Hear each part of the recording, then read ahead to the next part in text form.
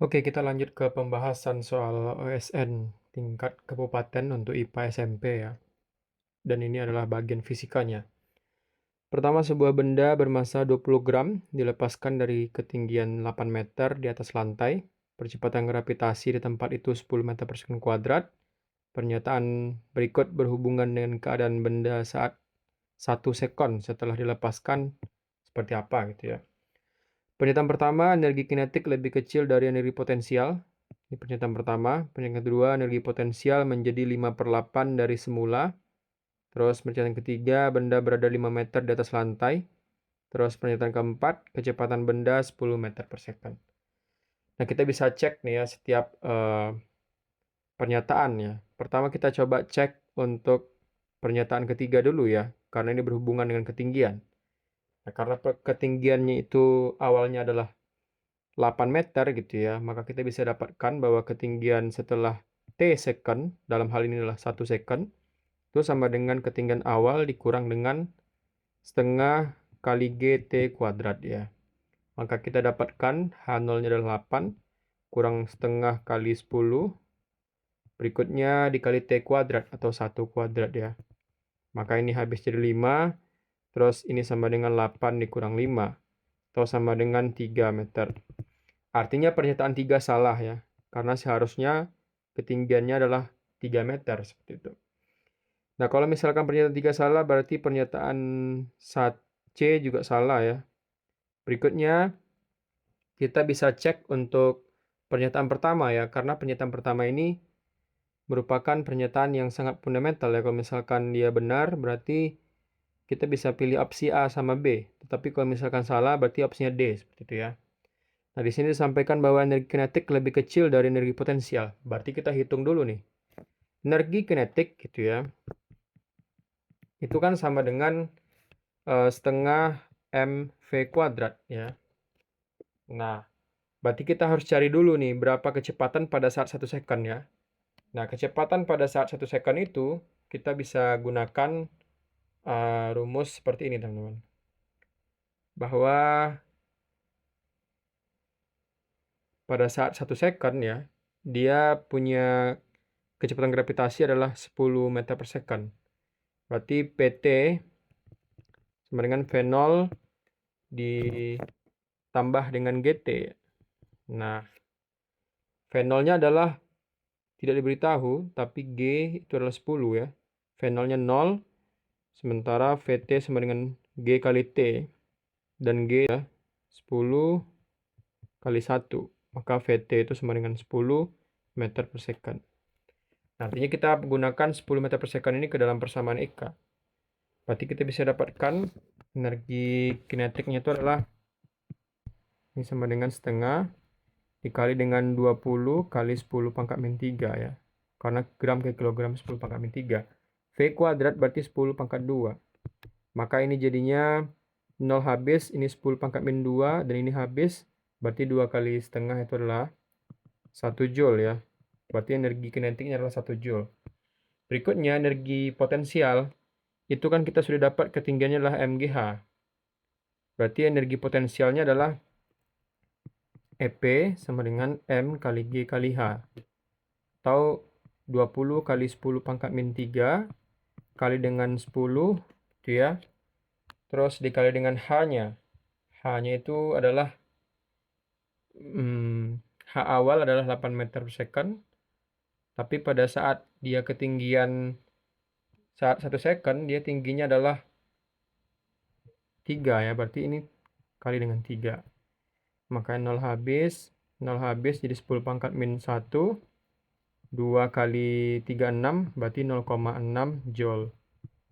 Nah, energi potensialnya 0,6 joule, sementara energi kinetiknya adalah 1 joule. Berarti pernyataan satu ini salah ya. Karena yang seharusnya lebih kecil itu adalah energi potensial. Maka jawaban opsi A salah, B salah, maka jawabannya adalah D. Seperti itu. Kita lanjut ke soal berikutnya, di mana kita punya sebuah sumber bunyi merambat energi ke segala arah dalam bentuk gelombang longitudinal ya. Kita punya 4 pernyataan di sini, dan kita akan pilih pernyataan yang benar. Pernyataan pertama, daerah pancaran gelombangnya berbentuk bola. Yang kedua, jika jaraknya dijadikan 4 kali, maka intensitasnya menjadi setengah kali. Perbandingan intensitas bunyi pada jarak 1 dan 2 meter terhadap sumber adalah 4 banding 1. Jika jaraknya dijadikan 4 kali, maka energinya menjadi 1/4 kali. Kita akan pilih pernyataan mana yang benar ya. Pertama kita cek pernyataan pertama, bahwa daerah pancaran gelombangnya berbentuk bola. Nah, ini adalah pernyataan yang benar ya teman-teman.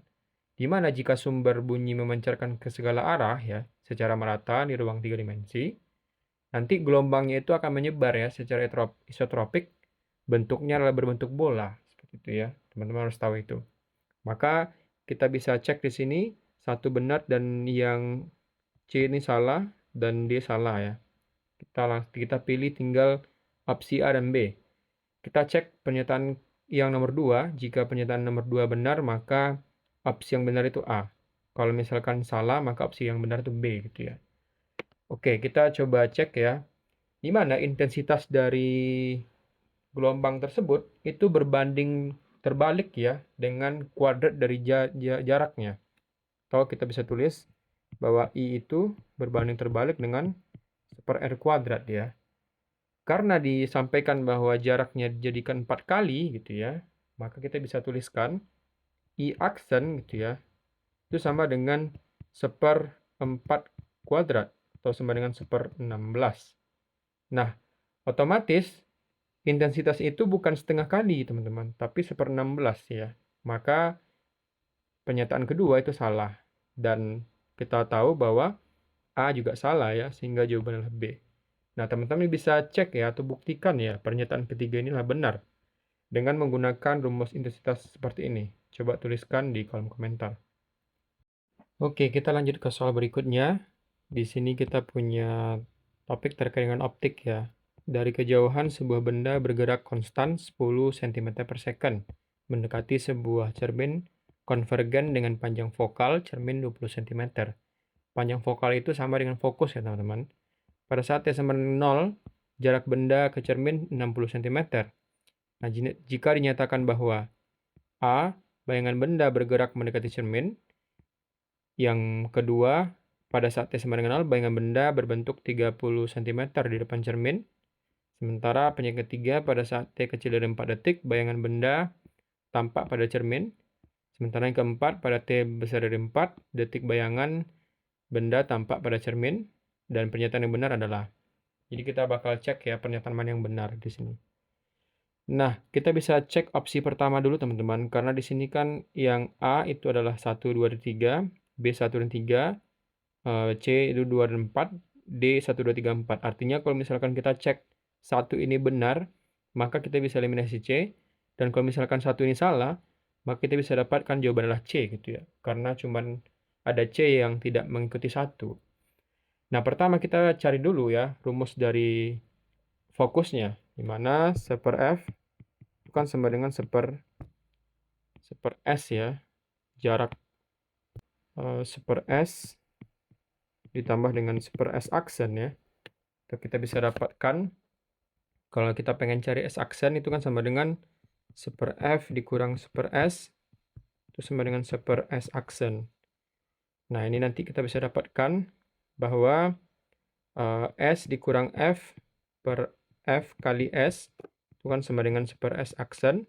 Maka S aksen itu kan sama dengan S kali F ya, per S kurang F. Nah, tinggal kita cari ya. Pada saat T sama dengan 0, kita dapatkan bahwa jaraknya itu adalah 60 cm ya. Berarti kita bisa cari dong bayangannya berapa. Kita cari bahwa S aksennya itu sama dengan 60 dikali 20 dibagi dengan 60 kurang 20 ya. Maka kita bisa dapatkan ini kan jadinya 60 kali 20 bagi dengan 40, coret nolnya. Ini bagi 2 jadi 2, ini habis. Ini 2, 30. Maka ini jadi dapatnya adalah 30. Nah, berikutnya pada saat misalkan kita tinjau saat T sama dengan 2 second. Nah, kita bakal cari ya berapa bayangannya. Kalau misalkan kecepatan konstan 2 atau 10 cm per second, Berarti kita kalikan aja, perpindahannya berarti sebesar 20 cm ya. Maka jaraknya gimana tuh? Kalau misalkan awalnya 60, terus saat 2 second dengan kecepatan 10 adalah 20, maka jaraknya sekarang 40 kan? Nah, otomatis kita bisa dapatkan bahwa S aksen gitu ya, sama dengan S kali F, di mana 40 kali 20 dibagi dengan 40 kurang 20 ya. Ini jadinya 40 kali 20 bagi dengan 20. Coret nolnya, ini habis. Maka kita dapatkan adalah 40. Awalnya dia 60 ya. 60, awalnya adalah 30 kita peroleh ya. Berikutnya adalah 40. Artinya, si benda atau bayangan benda itu bukan bergerak mendekati, tapi menjauhi ya teman-teman. Saat 2 second dia 40 cm, bayangannya, sementara saat 0 second adalah 30. Maka pernyataan satu ini salah. Sehingga A juga salah, B salah, D salah, dan yang benar adalah jawaban yang C. Kita lanjut pembahasannya, di mana kita punya kasus sebuah benda berada di lantai kasar, diikatkan pada ujung sebuah pegas mendatar yang konstanta pegasnya 40 Newton per meter. Ujung lain pegas diikatkan pada dinding, benda digeser, sehingga pegas memanjang sebesar 1 cm. Kemudian dilepaskan, benda terhenti tepat di titik setimbang. Ya. Jika dinyatakan bahwa kita punya opsi di sini ada 4, pernyataan yang benar kita lihat nanti yang mana. Ya. Pernyataan pertama, energi mekanik berkurang. Terus pernyataan kedua, besar gaya gesek antara benda dan lantai sama dengan 0,2. Usaha gaya gesek sebesar energi potensial maksimum.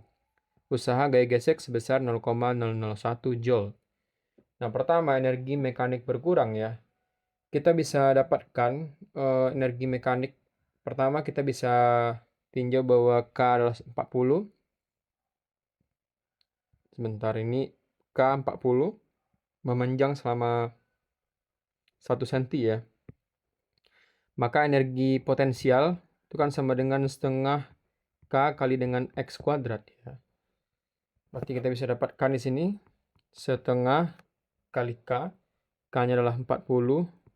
Terus X kuadrat 10 pangkat min 2 dikuadratkan ya. Ini jadi 20. Maka kita bisa dapatkan 20 kali 10 pangkat min 4 ya. Nah, 0 habis, ini 10 pangkat min 3. Berarti kita dapatkan energinya adalah 0,002 Joule ya. Nah, oke. Kita cek nih. Pertama, energi mekanik berkurang. Nah, saat dilepas gitu ya, energi ini kan akan digunakan ya untuk melawan gaya gesek ya. Karena dia berada di lantai yang kasar. Sehingga gitu ya, energi potensial ini nanti akan berubah ya jadi usaha gaya gesek. Nah, otomatis kita tahu bahwa energi mekanik akan berkurang, teman-teman. Maka kita bisa tahu bahwa pernyataan pertama itu adalah benar ya. Berarti kita cek C itu salah. Berikutnya, besar gaya gesek antara benda dan lantai adalah 0,2 Newton. Nah, kita cek ya dengan menggunakan konsep usaha gitu ya, di mana W itu kan sama dengan F gasnya. Maka dikali dengan S ya, perpindahannya. Dan itu sama dengan energi potensial. Nah, energi potensial kita dapatkan adalah 0,002 Joule. Sementara W gas itu, kalau misalkan kita tahu dia perpindahannya adalah 1 cm gitu ya, maka kita dapatkan W gas itu adalah 0, jadi kan kita dapatkan F gas itu sama dengan EP bagi dengan S ya. Nah, EP kita dapatkan 0,02 dan S itu adalah 0,01. Ini kita bisa dapatkan nilainya adalah 0,2 Newton ya teman-teman ya. Maka pernyataan kedua ini adalah benar. Sehingga B salah ya. Kita tinggal opsi A dan D. Oke, kita cek untuk pernyataan keempat ya. Karena kalau misalkan pernyataan keempat ini benar, berarti jawabannya adalah D. Sementara kalau salah, jawabannya adalah A. Di sini dijelaskan bahwa usaha gaya geseknya sebesar 0,001 Joule. Nah, kita sudah tahu kan bahwa usaha gaya gesek itu adalah F gas kali S, atau sama dengan energi potensial, yang besarnya adalah 0,002, bukan 0,01, maka pernyataan keempat ini adalah salah. Jawaban yang tepat adalah jawaban yang A.